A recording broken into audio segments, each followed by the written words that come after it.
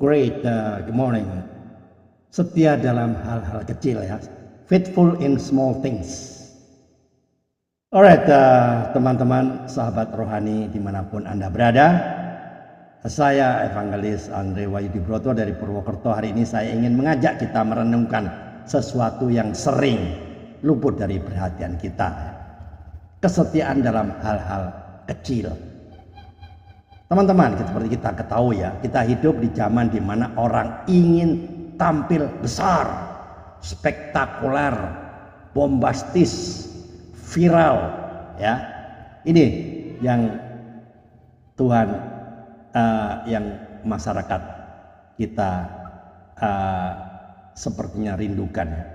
Tapi tahukah Anda bahwa pujian dari Sang Juru Selamat di hari penghakiman nanti tidak ditujukan kepada mereka yang membuat hal-hal yang hebat, hal-hal yang spektakuler, hal-hal yang viral, ya, supaya mereka dikenal. Nah, melainkan kepada mereka yang melakukan tindakan kasih yang sederhana. Apa itu? Mari kita buka Matius 25 34-40. Sebab ketika aku lapar, kamu memberi aku makan. Ketika aku haus, kamu memberi aku minum. Ketika aku orang asing, kamu memberi aku tumpangan. Ketika aku telanjang, kamu beri aku pakaian. Ketika aku sakit dan di dalam penjara, kamu melawat aku. Dan orang-orang benar itu berkata, ya Tuhan, kapankah kami melakukan semua itu? Yesus jawab apa? Sesungguhnya segala sesuatu yang kamu lakukan untuk salah seorang dari saudaraku yang paling hina ini, kamu telah melakukannya untuk aku. Alright, welcome back in this Andres David channel, my quality time with Jesus. Ya, makna inti dari semuanya itu adalah Tuhan tidak menilai besar kecilnya pelayanan kita dari ukuran manusia, tapi dari ketulusan hati. Memberi makan, memberi baju, mengunjungi yang sakit atau di penjara, itu mungkin terlihat sepele, hal-hal remeh-temeh, itu remah-remah saja, ya kan? Itu bukan sepele memang di mata dunia, tapi berharga di mata Allah. Yang Tuhan cari bukan kemampuan besar, melainkan kerelaan hati. Ya, saya pernah dengar kisah tentang seorang nenek tua di kota kecil, ya, saya tidak mau sebutkan kotanya. Setiap hari ia berjualan nasi bungkus sederhana, nasi rames lah ya, di depan rumahnya. Suatu hari ia melihat seorang pengemis yang kelihatannya sudah tua, duduk lapar di pinggir jalan.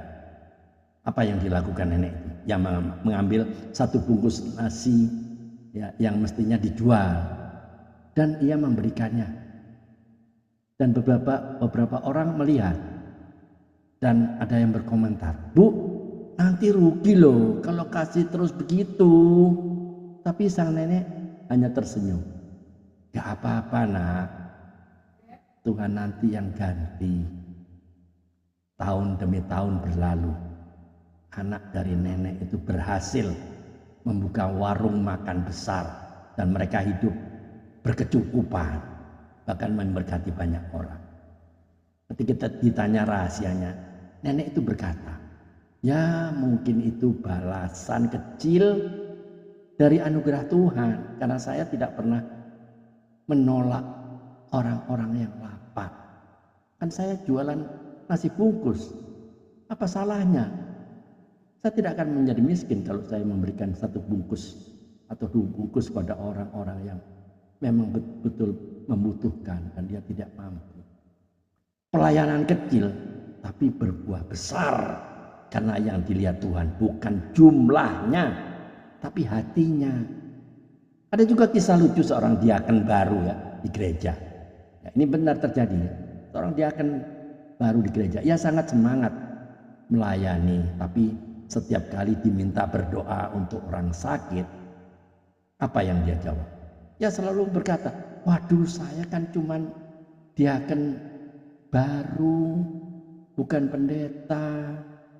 Nanti doa saya nggak manjur. Nah, sampai suatu kali seorang jemaat bilang, ya sudah Pak, kalau doa Bapak nggak manjur, yang penting hatinya tulus. Karena Tuhan dengar bukan dari kuatnya suara, tapi dari dalamnya kasih. Teman-teman, terkadang kita terlalu sibuk mengejar hasil besar sampai lupa bahwa Tuhan menghitung kesetiaan, bukan popularitas, bukan follower, bukan subscriber ya kalau masa zaman now ya. Jadi maka mari kita mengambil prinsip pelayanan adalah mulailah dengan satu tujuan. Teman-teman, tujuan semua pelayanan anak Tuhan bukanlah untuk menunjukkan siapakah kita, tapi untuk membawa orang mengenal Kristus sebagai juru selamat pribadi mereka. Memberi makan orang lapar, memberi baju pada orang telanjang, mengunjungi orang yang di penjara itu hanyalah salah satu metode dan sarana. Tanpa Kristus di dalamnya semua itu sia-sia. Karena Yesus berkata di Matius 16:26, apa gunanya seseorang memperoleh seluruh isi dunia tapi kehilangan nyawanya? Artinya apa? Pelayanan tanpa menghadirkan Kristus hanyalah aktivitas sosial biasa. Itu sama saja dengan departemen sosial. Tapi jika Kristus ada di sana dan kita harus menghadirkan Kristus itu, mengenalkan Kristus itu, siapa Kristus itu, setiap pelayanan menjadi ibadah yang hidup, yang berkenan kepada Allah. Ya. Lukas 16 ayat 10. Barang siapa setia dalam perkara-perkara kecil, dia setia juga dalam perkara besar. Kolose 3:23. Apapun yang kamu perbuat, perbuatlah dengan segenap hatimu seperti untuk Tuhan dan bukan untuk manusia. Wow, keren betul ya. Yakobus 2 ayat 17 juga berkata, iman tanpa perbuatan itu mati. Ya, mari kita lihat kehidupan Maria dari Betania ya, yang pernah kita baca ya di Alkitab. Yang dia lakukan hanyalah menuangkan minyak narwastu di kaki Yesus dan mengurapinya, mengusapnya dengan rambutnya. Itu kan sederhana. Tapi Yesus berkata, perbuatannya ini akan disebut dimanapun Injil diberitakan. Wow, keren gak ini? Markus 14 ayat 9. Atau lihat anak kecil yang membawa 5 roti, 2 ikan kecil.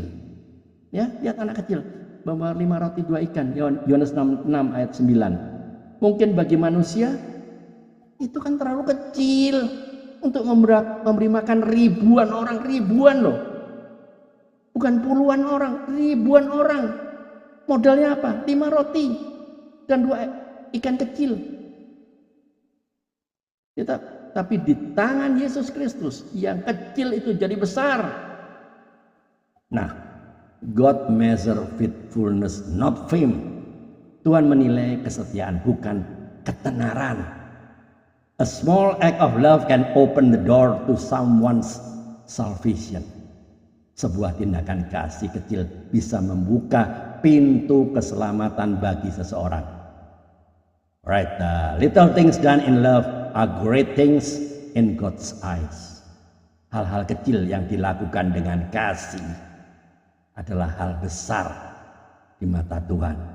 Serve Jesus in the small things and He will trust you with the great ones. Wow, keren ya. Layani Yesus dalam hal kecil dan Ia akan mempercayakan hal besar kepada Anda. Jadi pesan moralnya, setia dalam kecil, setia dalam hal kecil bukan soal seberapa banyak kita bisa memberi, tapi seberapa besar kita mau taat. Tuhan tidak mencari tangan yang kuat, tapi hati yang mau. Karena yang membuat pelayanan berharga bukan ukurannya, bukan, tapi tujuannya menghadirkan Yesus Kristus. Oke, mari kita sekarang jujur-jujur ya. Tolong jawab pertanyaan ini dengan jujur. Jawab pada diri Anda sendiri. 1, apakah saya melayani karena ingin dilihat orang atau karena ingin menyenangkan Tuhan? 2, dalam hal kecil apa yang saya bisa mulai menghadirkan kasih Kristus hari ini? 3, apakah pelayanan saya benar-benar membawa orang untuk mengenal Yesus Kristus secara pribadi? 4, Dan terakhir, apakah pelayanan saya benar-benar, apakah Tuhan menilai saya hari ini, apakah Ia akan menemukan kesetiaan dalam perkara-perkara kecil. Alright teman-teman, sahabat-sahabat dalam Kristus, jangan pernah closing statementnya, jangan pernah meremehkan pelayanan kecil Anda.